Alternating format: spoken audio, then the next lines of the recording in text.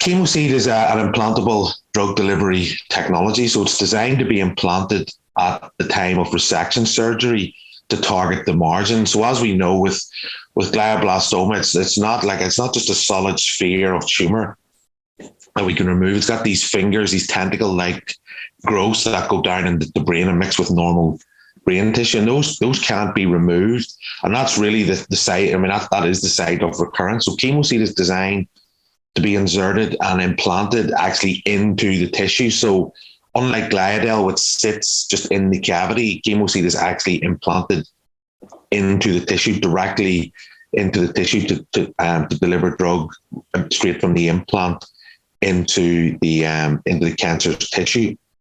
And what that does is that allows us to deliver a fairly high local dose, but low, what we would consider a low systemic dose. So you're getting quite a high concentration of drug locally, and you're avoiding all the systemic toxicities that typically come with drugs. And of course, as I mentioned earlier, there's a lot of drugs that go across the blood-brain barrier. It gives us a real opportunity to deliver new drugs and try new treatments with it. Now, our Chemoseed that we have decided, the drug we have decided to form into this Chemoseed is Irinotecan.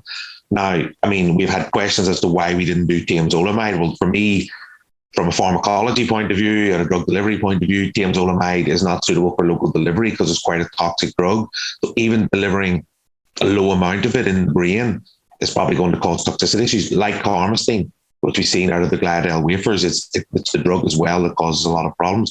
So Irinotecan was delivered previously in a gel form. Now, again, it was injected into the tissue, not just placed in the cavity. And that actually showed no toxicity. That was in a phase 1 clinical trial. And that was quite important for us. So because we had ticked that box, we get, that was quite, the MHRA, the regulator in the UK, was quite happy about that would, advance us down the clinical pathway. And because the polymer we use has also been used in the brain, it's used in sutures and all sorts of stents. It's been in the brain as well. So that allowed us to really advance this across the regulatory pathway in the clinic. So in terms of that, it's got, for us, we feel based on our preclinical data and our phase 1 clinical trial, that this delivering this drug locally has the potential to have real impact in patients in terms of efficacy and possibly, progression-free survival. But because both drug and polymer have already been delivered to the brain, that opportunity to get that into patients is down to possibly 3 years, even less now. I mean, we're hopefully going into the Brain Matrix clinical trial at the end of 2023, and we just have to be able to manufacture it. And all that pipeline is in place. It's just getting the funding to do it.